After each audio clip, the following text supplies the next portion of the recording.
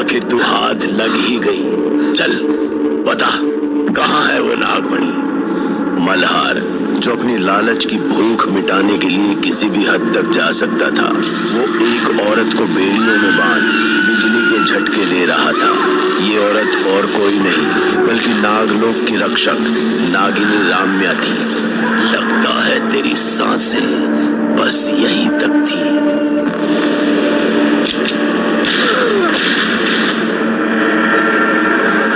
माँ? नागिन। शिवान्या एक हफ्ते के उपरांत गहरी चोटों के साथ जागी थी, जिसका प्रमाण था उसके शरीर पर बंधी पट्टियां। उसने अपनी माँ को कभी नहीं देखा था, मगर उसकी माँ के लिए उसकी आंखें नम थी।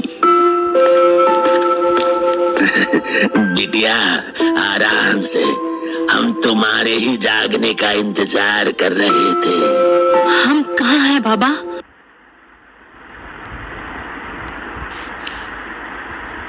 पाँच साल और 3 महीनों की जद्दोजहद के बाद आखिर तू हाथ लग ही गई। चल बता, कहाँ है वो नागमणि?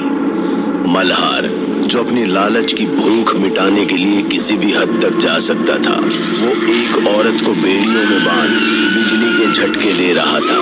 ये औरत और कोई नहीं बल्कि नागलोक की रक्षक नागिनी राम्या थी। लगता है तेरी सांसें बस यहीं तक थी।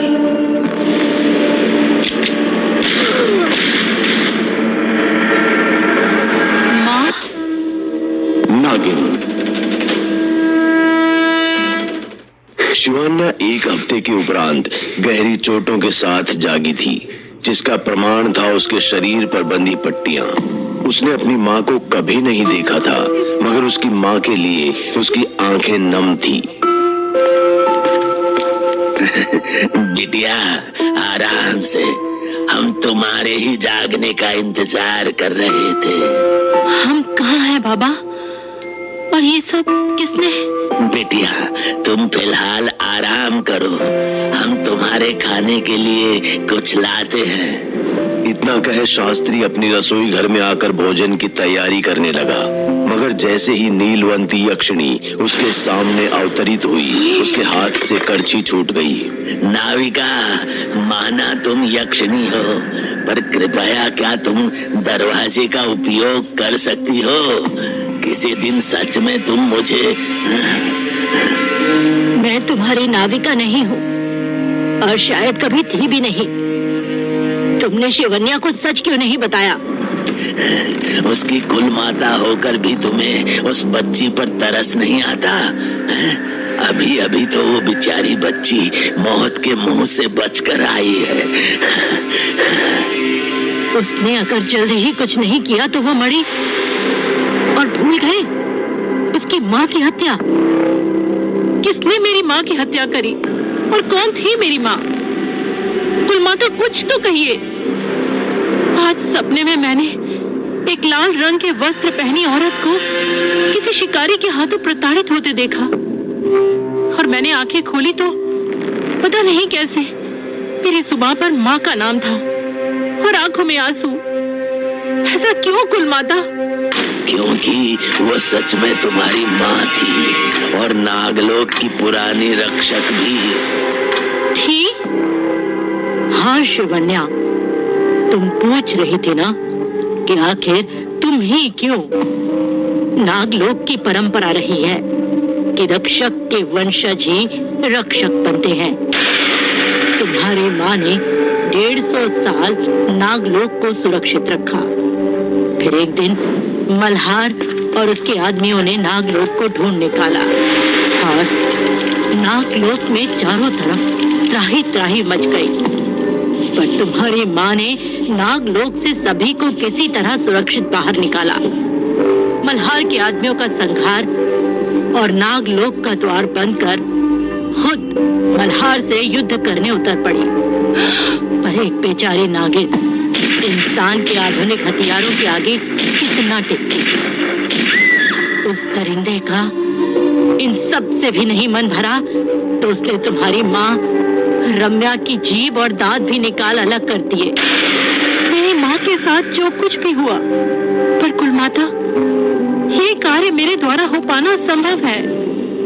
वो डायन मुझसे कहीं शक्तिशाली है। अरे बिटिया, तुम आराम करो, हम कोई दूसरा हल निकाल लेंगे। यदि कोई दूसरा हल होता तो मुझे यहाँ आने की आवश्यकता न पड़ती, और वो मणि हासिल तुम्हें ही करनी पड़ेगी। आखिर मैं ही क्यों?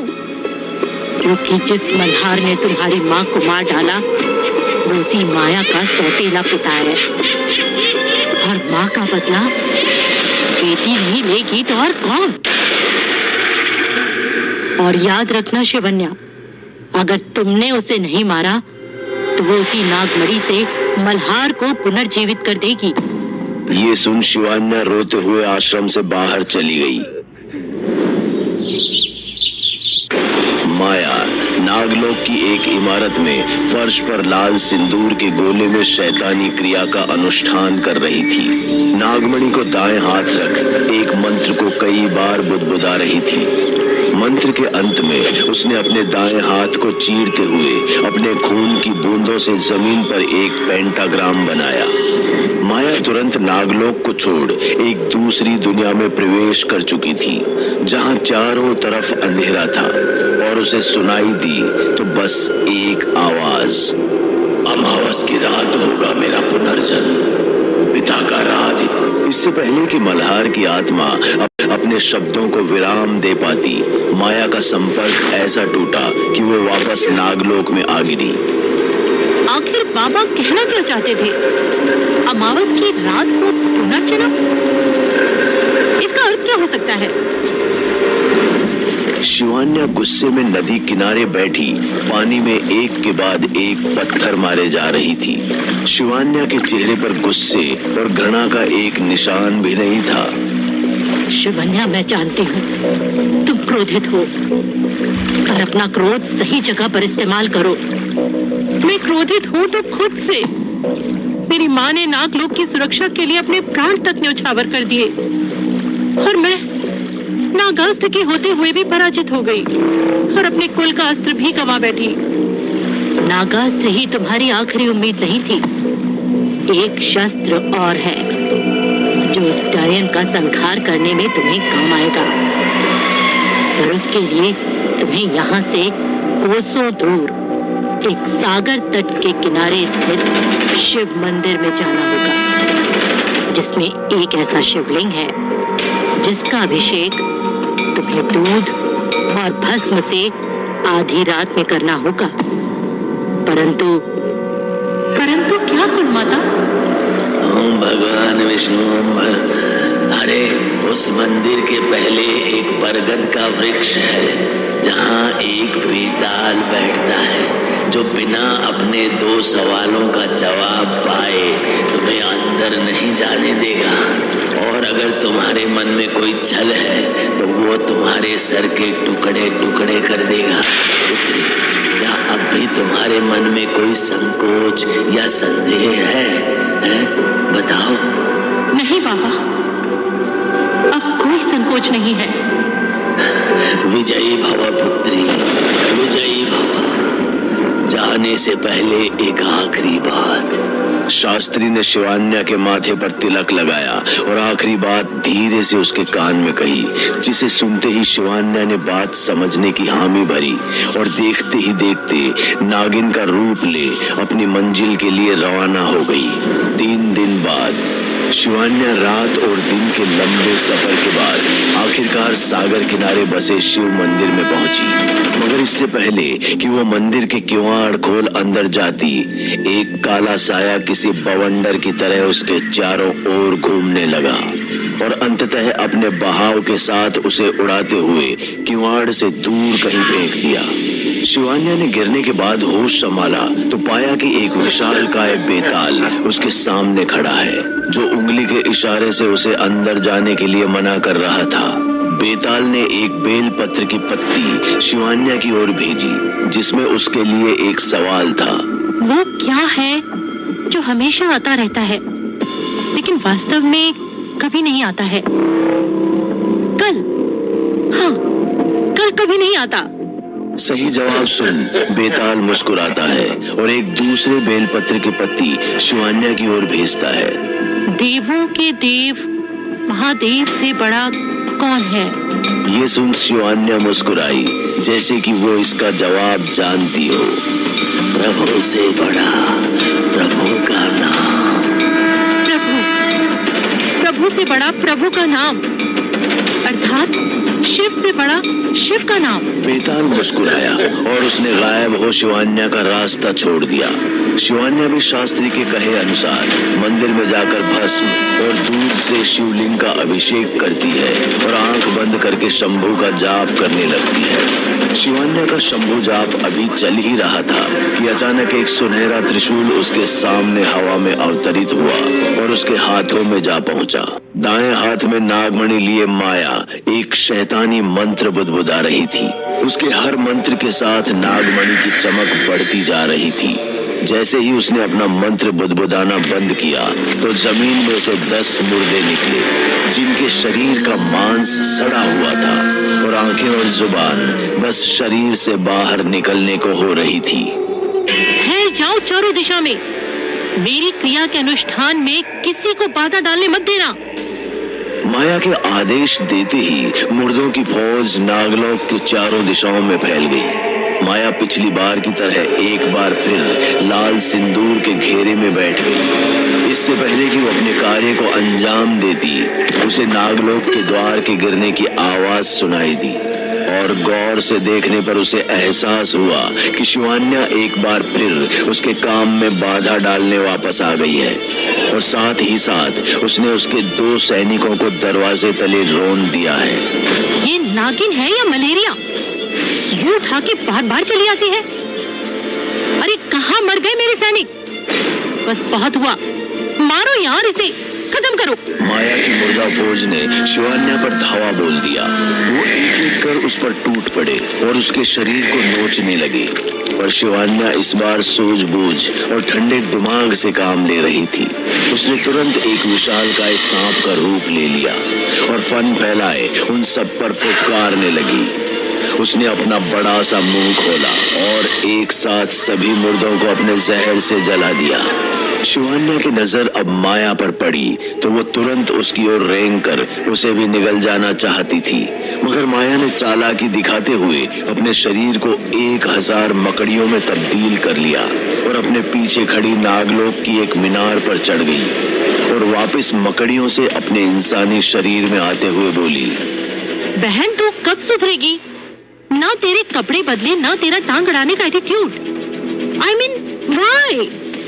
तेरे मल्हार बाबा ने मेरी माँ को इसी नागलोक के बाहर तड़पा तड़पा के मारा था और तू उसी मल्हार को जीवित करने आई है। खबरदार, अगर तूने मेरे मल्हार बाबा का नाम भी लिया, वो इस दुनिया के सबसे अच्छे पिता हैं। वो इंसान नहीं, देवता है, देवता। कौन सा देवता एक निहत्ती औरत की जबान खींचता है, उसे प्रताड़ित करता है? वो देवता नहीं, दानव है, दानव। माया, जो अभी तक हंसी ठिठोली में शिवान्या का उपहास कर रही थी, इस क्षण में खुद किसी भभकते ज्वालामुखी की तरह उबल मीनार से कूद शिवान्या पर टूट पड़ी। दोनों अपने दैत्य रूप में आ चुके थे। शिवान्या अगर एक वार पूंछ से करती तो माया भी अपने मकड़ी के पैरों से उसकी पूंछ के वार को रोकती और बुरी तरह नोचती। हर वार के साथ दोनों लहूलुहान हो जाते और मजाल थी कि कोई भी अपने कदम पीछे हटाता। शिवान्या को एक मौका दिखा जब उसके वार से माया अपने घुटनों पर आ चुकी थी।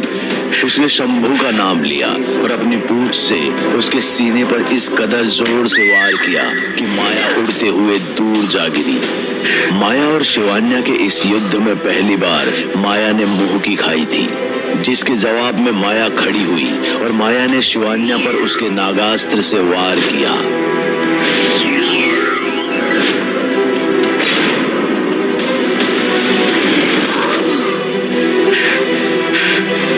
तेरे मल्हार बाबा ने मेरी माँ को तड़पा कर मारा था और कोई माता ने कहा कि माँ का बदला बेटी को लेना चाहिए। पर अगर ये दुनिया बदले की आग में इसी तरह जलती रही तो समाज के संतुलन का क्या होगा? मेरे बाबा ऐसा हरगिज नहीं कर सकते, वो सच्चे थे।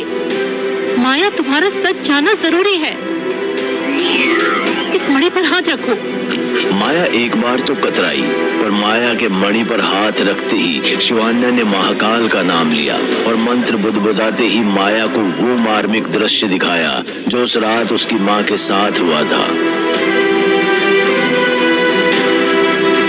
इस नागमणि के लालच ने न जाने कितनों को मौत की घाट उतार दिया और शायद आगे भी उतारता रहेगा।